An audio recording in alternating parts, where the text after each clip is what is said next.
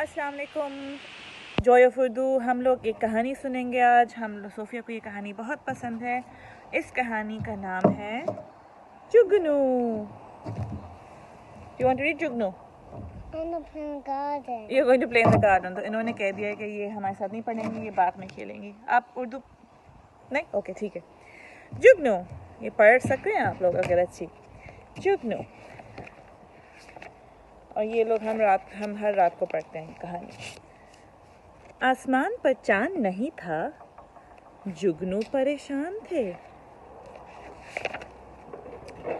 शायद सोने चला गया है, शायद हमसे नाराज है, शायद कहीं जमीन पर गिर गया है, चलो ढूंढते हैं।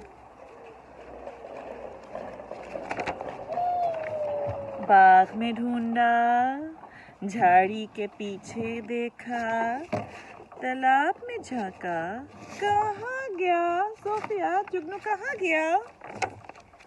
कल तो यहाँ था, टीले के पीछे। नहीं नहीं, यहाँ था दरख्त के ऊपर। नहीं भाई, कल यहाँ दरिया में था, पानी में। यहाँ था दरिया में। बादल हट गए, चांदनी छिटक गई, चांद मुस्कुराने लगा और सारे जुगनू खुश हो गए।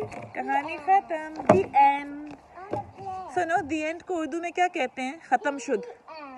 खत्म शुद। अब खत्म शुद बोल सकती हैं? I'm running away. अच्छा, आप रनिंग अवे कर रही हैं।